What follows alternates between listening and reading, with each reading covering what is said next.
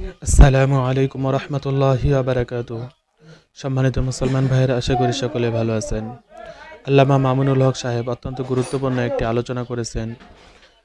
আলোচনাটি সকলেরই শোনা প্রয়োজন, তাই সকলের কাছে ভিডিওটি শেয়ার করে দিবেন যেন সকলে ভিডিওটি দেখতে পারে, এমনকি আমল করার সাথে ভিডিওটি শেষ পর্যন্ত দেখার জন্য চেষ্টা করবেন। তো চলুন মূল ভিডিওটি দেখে আসি। আজ উম্মতকে বহুমুখী ফিতনা গ্রাস করে চলছে, উম্মতকে বহুমুখী ফিতনা গ্রাস করে চলছে। আমরা উলামায়ে কেরামের পক্ষ থেকে জাতিকে বারবার সতর্ক করছি, কিয়ামত যত ঘনিয়ে আসতে থাকবে ফিতনা তোমাদের উপর এমন ভাবে ঝরতে থাকবে যেমনি ভাবে একটা তসবির রশি ছিঁড়ে গেলে তসবির দানাগুলো যেভাবে পড়তে থাকে, উম্মত তোমাদের মাঝে ফিতনা এভাবেই আসতে থাকবে। এজন্য আজকে একদল লোক, তাদের কাছে কোরআনের দলিল নাই, হাদিসের দলিল নাই, শুধুমাত্র কিছু ব্যক্তির অন্ধ পূজা রয়েছে, অন্ধ পূজা। এই অন্ধ পূজারীদের হাত থেকে উম্মতকে হেফাজত করতে হবে। তোমাকে বুঝতে হবে আল্লাহর দ্বীন ইসলাম দুনিয়াতে দুই বুনিয়াদের উপর ঠিক থাকবে। প্রথম বুনিয়াদ কোরআন হাদিসের দলিল, দ্বিতীয় বুনিয়াদ হলো হক্কানি উলামায়ে কেরামের সিলসিলার মাধ্যমে কিয়ামত পর্যন্ত সাহাবীওয়ালা প্র্যাকটিক্যাল নমুনা। কাজেই যারা শুধুমাত্র কথায় কথায় কোরআন এবং হাদিসের রেফারেন্স দেও আর এই কোরআন হাদিসের নম্বরের রেফারেন্স শুনে আমরা অনেকে আছি, অধিকাংশ মানুষ আমরা অভিভূত হয়ে পড়ি, আমরা ধরাশায়ী হয়ে যাই। তাদের জন্য আল্লাহর নবীর একটা হাদিস শুনিয়ে যাই। আল্লাহর পয়গম্বর বলেছেন, আমার পরে একদল লোকের আত্মপ্রকাশ ঘটবে, তাদের কোরআনের তেলাওয়াত শুনলে তোমরা তোমাদেরকে আর তোমাদের সাধারণ আলেম ওলামাদেরকে মনে করবে এরা কিছুই জানে না। তাদের কোরআনের তেলাওয়াত হবে এত সুন্দর, এত মুগ্ধ, তাদের চেহারা সুরত হবে এত চমৎকার, এত সুন্দর, ওদের চেহারা দেখলে মনে হবে চেহারা থেকে নূর বের হয়, ওদের চেহারা দেখলে মনে হবে যে ওদের নামাজ আমাদের নামাজের চেয়ে কত সুন্দর, ওদের নামাজ মনে হবে তোমরা তোমাদের নামাজকে তাদের নামাজের সামনে কোনো নামাজই মনে করবে না।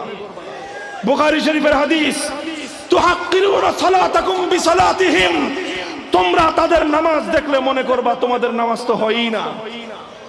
তোমরা তাদের কোরআন তেলাওয়াত শুনলে মুগ্ধ হয়ে যাবা, কিন্তু মনে রেখো ওই সমস্ত লোকদের অবস্থা হবে ওরা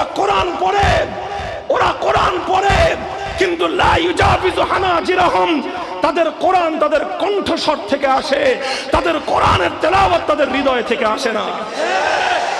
ইয়ামরুকুনা মিনাদ-দ্বীন মুরুকাস সাহমি মিনার রামিয়াতি, এরা আল্লাহর দ্বীনের জন্য এত ভয়ঙ্কর ক্ষতির কারণ।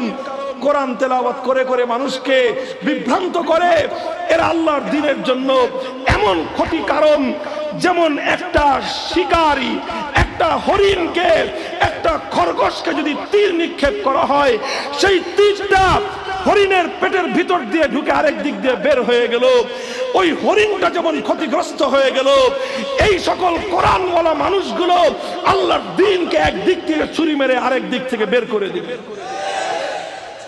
কাজী উম্মত খুব হুঁশিয়ার। আমি তোমাদেরকে এই কথা বলে আমি বিদায় নিচ্ছি। হেদায়েতের পথের জন্য দুই জিনিসের সমন্বয়ের প্রয়োজন। কয় জিনিস? এক নম্বর কোরআন হাদিসের দলিল লাগবে, দুই নম্বর কোরআন হাদিসের ব্যাখ্যা। যেভাবে সেভাবে হলেই চলবে না, কোরআন হাদিসের ব্যাখ্যা লাগবে। সাহাবায়ে কেরাম থেকে তাওয়ারুসে উম্মতের মাধ্যমে, পরম্পরার মাধ্যমে হক্কানি উলামায়ে কেরাম যেই ব্যাখ্যা দিবেন সেই ব্যাখ্যার আলোকেই কোরআন হাদিস মানতে হবে। কাজেই কারো কাছে শুধু কোরআন হাদিস আছে কিন্তু কোরআন হাদিসের গ্রহণযোগ্য কোনো ব্যাখ্যা নাই, সে মূলত কোরআন হাদিসের দিকে মানুষকে ডাকে না, সে কোরআন হাদিসের নামে নিজের দল ভারী করতে চায়।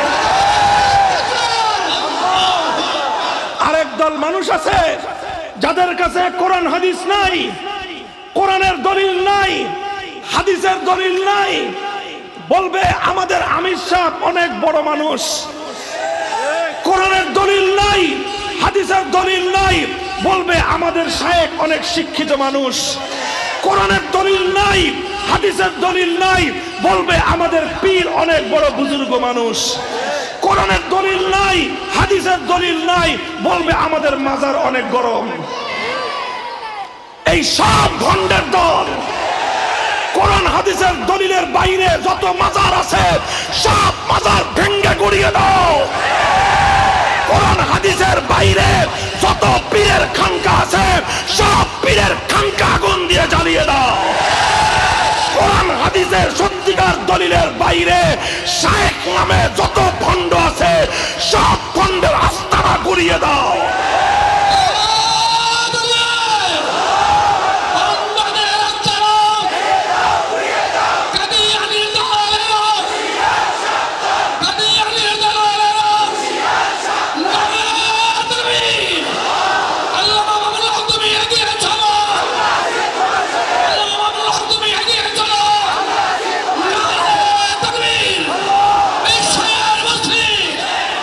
হাক্কানি উলামায়ে কেরাম কোরআন হাদিসের যেভাবে ব্যাখ্যা দিবেন ইনশাআল্লাহ সেই ব্যাখ্যা অনুযায়ী কোরআন সুন্নাহর পথে চলবেন তো? হাক্কানি উলামায়ে কেরাম যখন জাতিকে ডাক দিবে, আসো কোরআন সুন্নাহ শুধু ব্যক্তিগত জীবন নয়, পরিবার জীবন নয়, কোরআন সুন্নাহর আলোকে একটি সমাজ গড়বার চেষ্টা করি। হাক্কানি উলামায়ে কেরামের নেতৃত্বে আল কোরআনের সমাজ গড়বার জন্য রাজপথে ডাকলে রাজপথে নামবেন তো? বসেন।